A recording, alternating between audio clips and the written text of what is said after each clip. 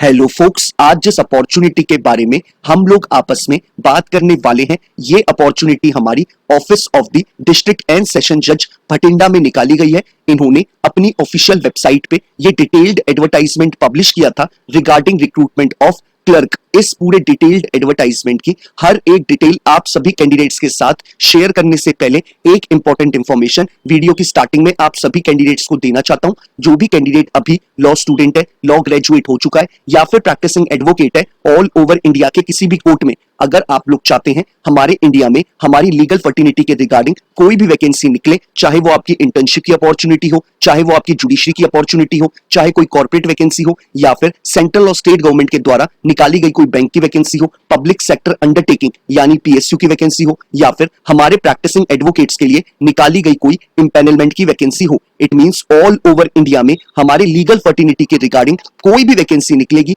उस वैकेंसी के रिगार्डिंग आप सभी कैंडिडेट्स को इस चैनल पे टाइमली अपडेट प्रोवाइड कराई जाएंगी ताकि हमारे किसी भी कैंडिडेट से कोई भी लीगल अपॉर्चुनिटी की अपडेट मिस आउट ना हो। तो मैं चाहूंगा जिस भी कैंडिडेट ने अभी इस चैनल को सब्सक्राइब नहीं करा है वो मेक श्योर करे कि वो इस चैनल को बिना सब्सक्राइब करे ना जाए ताकि उससे कोई भी लीगल अपॉर्चुनिटी मिस आउट ना हो। अब बात कर लेते हैं हम लोग इस डिटेल्ड एडवर्टाइजमेंट के बारे में। डिस्ट्रिक्ट एंड सेशन जज भटिंडा ने इस पूरे डिटेल्ड एडवर्टाइजमेंट के थ्रू हमें जो डेजिग्नेशन ऑफर करी है वो हमें क्लर्क की डेजिग्नेशन ऑफर करी है और इन्होंने क्लियरली मेंशन करा है कि ये आपकी क्लर्क की डेजिग्नेशन एडॉक बेसिस की है। जिन कैंडिडेट्स को नहीं नॉलेज है कि एडॉक बेसिस क्या होता है, मैं उनको बताना चाहूंगा। आप सिंपल शब्दों में समझेंगे तो ये जॉब आपकी कॉन्ट्रैक्चुअल बेसिस की जॉब है और आपके कॉन्ट्रैक्ट को तब तक एक्सटेंड किया जाएगा जब तक honourable Punjab and Haryana high court Chandigarh अपने परमानेंट रोल के लिए क्लर्क की वैकेंसी नहीं निकालता।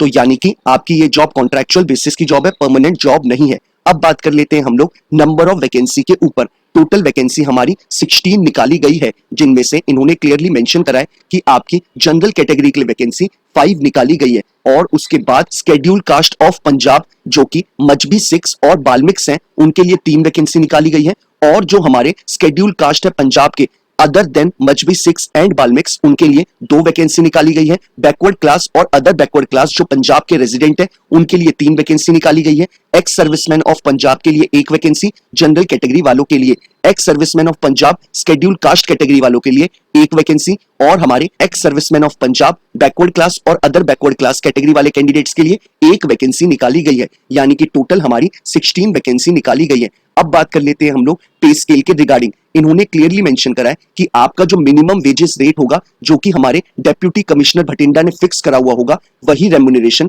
आपको मंथली बेसिस पे प्रोवाइड कराएगा हमारा डिस्ट्रिक्ट एंड सेशन जज भटिंडा। अब बात कर लेते हैं हम लोग क्वालिफिकेशन के रिगार्डिंग। इन्होंने क्वालिफिकेशन में क्लियरली मेंशन करा है कि अगर आप एक ग्रेजुएट है, इररिस्पेक्टिव आपने बीए की डिग्री ली है, बीकॉम की डिग्री ली है, बीए एलएलबी की डिग्री ली है या फिर एलएलबी की डिग्री ली है या फिर बीएससी की डिग्री है, कोई भी डिग्री अगर आपके पास एज अ ग्रेजुएट है तो आप इस प्रोसेस का पार्ट बन सकते हैं। साथ ही साथ इन्होंने एक चीज इंपॉर्टेंट मेंशन करी है कि जो भी कैंडिडेट इस फॉर्म को फिलअप करेगा उसने अपनी 10th या फिर 12th में पंजाबी सब्जेक्ट मस्ट पढ़ा हुआ होना चाहिए। साथ ही साथ इन्होंने बोला है कि कैंडिडेट प्रोफिशिएंट होना चाहिए कंप्यूटर को यूज करने में, यानी कि उसकी प्रोफिशिएंसी होनी चाहिए कंप्यूटर को यूज करने में। अब सभी कैंडिडेट्स पूछेंगे कि आपने ये वैकेंसी क्यों बताई। मैं वो वैकेंसी बताता हूं जो भी हमारे कोर्ट के रिलेटेड होती है। ये भी हमारे कोर्ट के काम के रिलेटेड की वैकेंसी थी, इसी रीजन से मैंने आपको इसके बारे में अपडेट कराया है। अब बात कर लेते हैं हम लोग एज क्राइटेरिया के ऊपर। इन्होंने क्लियरली मेंशन करा है कि अगर आपकी एज अबव 18 इयर्स है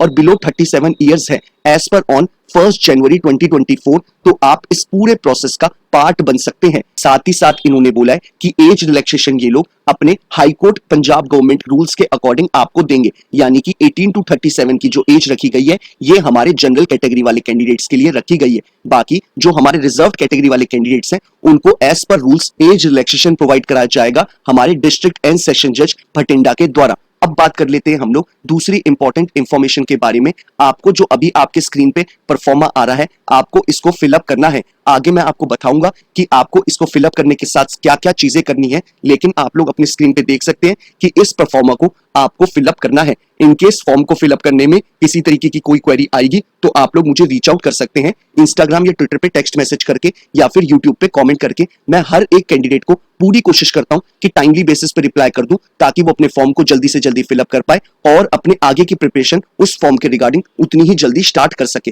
तो ये हमारा प्रोफार्मा है जो आपको फिलअप करना है। मेक श्योर करें कि आप अपने परमानेंट एड्रेस को, अपनी ईमेल आईडी को और साथ ही साथ अपने फोन नंबर को बहुत ध्यान से फिलअप करें, क्योंकि आगे का सारा कम्युनिकेशन आपको इन्हीं मीडियम के थ्रू कम्युनिकेट किया जाता है दूसरी पार्टी के द्वारा। अब बात कर लेते हैं हम लोग अपने सिलेक्शन प्रोसेस के ऊपर। इन्होंने क्लियरली मेंशन करा है कि आपकी क्लर्क की वैकेंसी के रिगार्डिंग आपका एग्जाम कंडक्ट कराएगा हमारा district and session court Bathinda. इन्होंने क्लियरली मेंशन करा है कि आपका एग्जाम का ड्यूरेशन 2 घंटे रखा जाएगा, यानी कि 120 मिनट्स का आपका एग्जाम होगा, जिसमें आपके 2 पार्ट होंगे। सबसे पहला पार्ट आपका जनरल नॉलेज का होगा, दूसरा पार्ट आपका इंग्लिश कंपोजिशन का होगा। जनरल नॉलेज वाला पार्ट आपका 50 मार्क्स का होगा और इंग्लिश कंपोजिशन वाला मार्क्स भी आपका 50 मार्क्स का होगा। टोटल एग्जाम आपका 100 मार्क्स का कंडक्ट कराया जाएगा। साथ ही साथ इन्होंने बोला है कि आपको दोनों एग्जाम्स में ही 40% मार्क्स स्कोर करने पड़ेंगे, तभी आप एलिजिबल होंगे आगे के फर्दर राउंड्स के लिए। तो ये इन्होंने आपको एग्जाम पैटर्न के रिगार्डिंग बताया है। साथ ही साथ इन्होंने क्लियरली मेंशन करा है कि आपका इस एग्जाम में नेगेटिव मार्किंग भी रखी गई है, तो आप लोग बहुत ध्यान से अपने एग्जाम को करिएगा। अब बात कर लेते हैं हम लोग जो कैंडिडेट्स इस एग्जाम को क्वालिफाई करेंगे उसके आगे का प्रोसेस क्या है। इन्होंने क्लियरली मेंशन करा है कि जो भी कैंडिडेट एग्जाम को क्वालिफाई करेंगे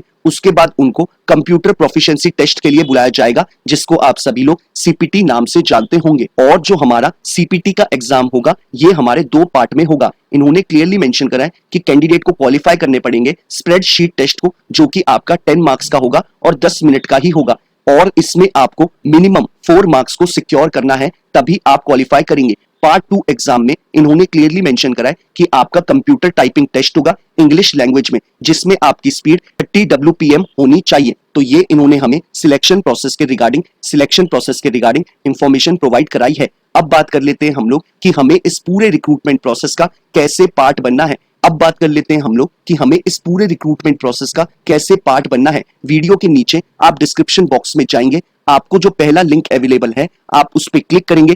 क्लिक करते ही आपके स्क्रीन पे ये पूरा एडवर्टाइजमेंट खुल के आ जाएगा। आपको इसे डाउनलोड करना है और डाउनलोड करने के बाद आपको पेज नंबर 2 को प्रिंट आउट कराना है। पेज नंबर 2 आपके स्क्रीन पे जो अभी आ रहा है ये आपका पेज नंबर 2 का परफॉर्मा है। इसको प्रिंट आउट कराने के बाद आपको सारी बेसिक डिटेल्स फिलअप करनी है। अपनी पासपोर्ट साइज फोटो को आपको इसमें पेस्ट करना है और फॉर्म को फिलअप करने के बाद आपको इसमें अपने अपडेटेड रेज्यूमे को अटैच करना है। साथ ही साथ आपको एक एक्स्ट्रा फोटोग्राफ को भी, जो कि आपकी पासपोर्ट साइज की होगी, उसको आपको इस फॉर्म के साथ अटैच करना है। और आपको इन दोनों डॉक्यूमेंट्स कौन से, आपका अपडेटेड रेज्यूमे और आपका परफॉर्मा जो आपने फिलअप करा है और आपकी 2 पासपोर्ट साइज फोटो, आपको इन चीजों को अपने एक एनवलप में डालना है और एनवलप में डाल के आपको इसे पोस्ट करना है honourable Punjab and Haryana high court Chandigarh में। और आपको मेक श्योर करना है कि ये आपका एनवलप बिफोर 20 अप्रैल 2024 शाम 5 बजने से पहले हमारे honourable Punjab and Haryana high court के ऑफिस में पहुंच जाए, तभी आप इस पूरे रिक्रूटमेंट प्रोसेस का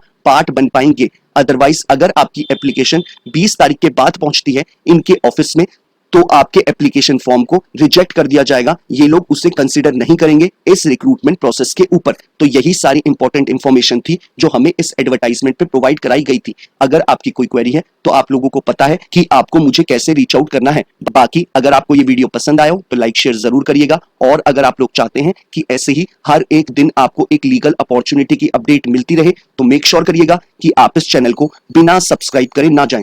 थैंक यू सो मच।